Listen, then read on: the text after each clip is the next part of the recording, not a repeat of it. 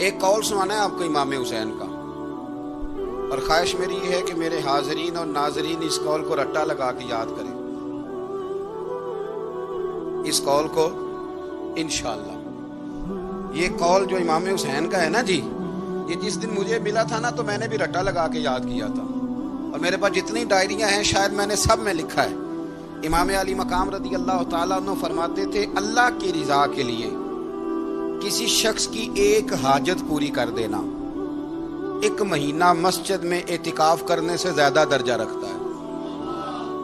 ایک بندے کی ایک حاجت پوری کر دینا 1 مہینہ پورا مسجد میں اعتکاف کرنے سے زیادہ درجہ رکھتا ہے۔ خدا کے بندے تو ہیں ہزاروں اور بنوں میں پھرتے ہیں مارے مارے، میں اس کا بندہ بنوں گا جس کو خدا کے بندوں سے پیار ہوگا۔ کسی بندے کی ایک حاجت پوری کرنا 1 مہینہ اعتکاف میں بیٹھنے سے زیادہ افضل ہے۔ اسی لیے تو میرے حبیب کریم علیہ السلام نے فرمایا تو رب کے بندوں کی حاجتیں پوری کرنے میں لگ جا، رب تیری حاجتیں پوری فرما دے گا۔ تو امام علی مقام فرماتے تھے ایک حاجت کسی کی پوری کرو۔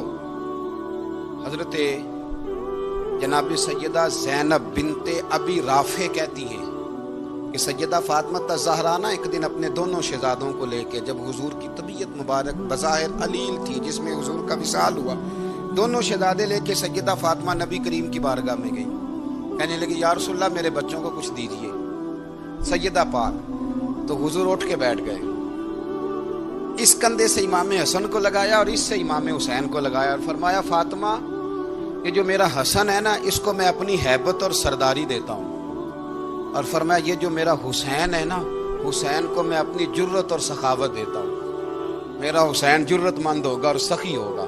داتا گانج بخش علی حجویری امام الاولیاء سید الاصفیاء داتا صاحب کشف المعجوب میں فرماتے ہیں ایک دن نا امام حسین کے پاس ایک شخص آیا بڑی دور سے کچھ مانگنے کا، حضور کچھ دیجئے۔ وہ شخص کہتا ہے کہ میرا ظرف یہ تھا کہ 4-5 دینار ملیں گے۔ تو امام حسین فرمانے لگے تھوڑی دیر بیٹھ جا، رزق آ رہا ہے۔ تو امام حسین کو حکومت وقت کی طرف سے نا 5 تھیلیاں ملی، جس میں ایک تھیلی میں 500 اشرفیاں تھیں۔ 5 تھیلیاں آئیں، لیکن اس کو آنے میں نا ذرا دیر ہو گئی۔ وہ 5 تھیلیاں جب آئی نا تو امام حسین اس کی طرف 5 تھیلیاں بڑھا کے نا، ذرا دیکھنا میری طرف غور سے، 5 تھیلیاں بڑھا کے نا تو فرمانے لگے میاں جتنا تجھے انتظار کرایا نا اتنی ہم تیری حاجت پوری نہیں کر سکے، تو یہ نہ محسوس کرنا کہ حسین کے دروازے پہ بیٹھا بھی رہا ہوں تو ملا کیا ہے، یہ نہ محسوس کرنا۔ وہ شخص کہتا ہے جب میں نے وہ تھیلیاں کھولی اور پھر میری نظر امام حسین پہ پڑی تو میرے اندر سے آواز آئی اگر حسین ابن علی اتنے سخی ہیں تو محمد عربی کتنے سخی ہو۔ اگر یہ معیار ان کا ہے، ان کا یہ معیار ہے، اور خود بھیک دیں خود ہی کہیں منگتے کا بھلا ہو، خود کہنے لگے جتنا انتظار کرایا ہے اتنی تیری مدد کر سکے۔ یہ سخاوت کا معیار تھا، یہ طریقہ تھا۔ ایک دفعہ سیدنا امام حسین رضی اللہ تعالیٰ عنہ کے گھر کے اندر نا 5000 دینار آئے، مسجد میں تھے، آپ کو 5000 دینار ملے تو امام زین العابدین کہتے ہیں کہ مسجد سے لے کر گھر آنے تک امام حسین نے 5 کے 5000 اللہ کے رستے میں خیرات کر دی۔ فرماتے میں نے کہا ابا جی 5 دینار کی گھر میں ضرورت تھی، مالاں والے سخی نہیں ہوندے تے سخیاں کل مال نہیں ہوندا، ایتھے اوتھے دوویں جہانی سخی کنگال نہیں ہوندا۔ کہا ابا جی 5 دینار کی گھر میں ضرورت تھی، تو کہتے ہیں مجھے فرمانے لگے بیٹا یہ جن کو میں نے دیا ہے نا یہ گھر کے لیے ہی دیا ہے، یہ گھر کے لیے ہی دیا ہے، جن کو دیا ہے تمہارا کیا خیال ہے، یہ باہر خرچ ہوا ہے، یہ گھر کے لیے ہی ہے۔ اس لیے کہ جب انسان دوسروں پر شفقت کرتا ہے تو اللہ اس کے گھر پہ رحمت فرماتا ہے۔ امام حسین کے مزاج میں پہلی بات میں نے ذوق عبادت کی عرض کی، دوسری بات عرض کر رہا ہوں کہ صحابہ حضرت اسامہ بن زید بڑے پیارے ہیں میرے نبی کریم کے، بڑے پیارے۔ حضرت اسامہ بن زید کے بارے میں سیدہ عائشہ صدیقہ فرماتی ہیں ان کے ناک سے اگر ریٹھ نکلتی تھی تو اللہ کے رسول اپنے دست مبارک سے صاف کر دیتے تھے، اور سرکار فرماتے تھے کہ اگر اسامہ لڑکی ہوتا نا، ان کے غلام کے بیٹے تھے حضرت زید بن عمرو، اگر یہ لڑکی ہوتا میں اسے زیور پہناتا۔ بڑے پیارے تھے، لیکن جب ان کا آخری وقت آیا نا تو 60,000 دینار کا قرضہ تھا۔ رشتہ داروں سے کہا، دوستوں سے کہا، یاروں سے کہا پر قرض ادا نہیں ہو رہا تھا. حضرت اسامہ بن زید کہتے ہیں بڑا پریشان تھا. جب حد ہو گئی نا تو حضرت اسامہ بن زید فرمانے لگے جاؤ کوئی حسین ابن علی کو خبر کرو، ان سے کہو میں نا غلام ہوں آپ کے نانا کا، مقروض دنیا سے چلا گیا تو کیا بنے گا. امام حسین کو خبر ملی تو دوڑے آئے. لاجپال اس پیر کو نہیں کہتے جو تگڑا نذرانہ لے کے تو ماتھا چوم لے، لاجپال تو اس کو کہتے ہیں کہ جب ضرورت پڑے تو وہ سر پہ موجود ہو. حضرت سیدنا امام حسین تشریف لائے تو جناب اسامہ بن زید رو پڑے، کہنے لگے حضور میں نے نا غلامی کی ہے آپ کے نانا کی، اور اس غلامی پہ ناز ہے. اب 60,000 دینار کا قرضہ لے کے دنیا سے جاؤں گا تو میری قبر پہ بوجھ رہے گا. امام حسین خادم کو بھی کہہ سکتے تھے جاؤ گھر پیسے پڑے ہیں لے آؤ.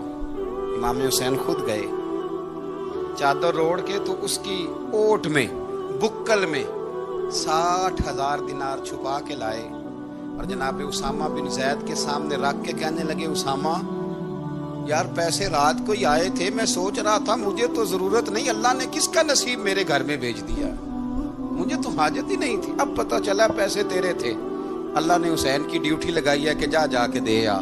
حضرت اسامہ بن زید رو پڑے، فرمانے لگے اللہ آپ کو بہترین صلہ عطا فرمائے. یہ معیار تھا. اور پھر تیسری بات یہ کہ دل کے بڑے صاف تھے. دل بدستاور کے حج اکبر است، از ہزاراں کعبہ یک دل بہتر است. شیخ سعدی کہتے ہیں کہ درویش کہتے ہیں کہ کسی کا دل رکھ لینا نا، دل راضی کر دینا، کعبے کا 1000 بار حج کرنے سے بہتر ہے. دل بدستاور کے حج اکبر است، کسی کا دل راضی کرنا حج اکبر ہے. امام بڑا ہی پیار کرتے تھے. گھوڑے پہ جا رہے تھے، کچھ فقیر غریب لوگ بیٹھ کے روٹی کھا رہے تھے. کہاں رہے تھے؟ سڑک کے کنارے. تو امام زین العابدین فرماتے ہیں کہ جب امام حسین گزرے تو انہوں نے آواز دی حضور دل کرتا ہے ہمارے ساتھ بیٹھ کے روٹی کھائیں. کائنات کے مالک و مختار کے نواسے اور دنیا کے سب سے بڑے شہزادے گھوڑے سے اترے اور غریبوں کے ساتھ سڑک پہ بیٹھ گئے، روٹی کھانے لگے اور دیر تک کھاتے رہے. اور جب فارغ ہو گئے تو فرمانے لگے کھانے کی ضرورت بھی نہیں تھی، حاجت بھی نہیں تھی، پر تم نے آواز دی تو دل رکھنے کو بیٹھ گیا تھا، اگر اجازت دے تو چلا جاؤں. یہ مزاج تھا، یہ طبیعت تھی.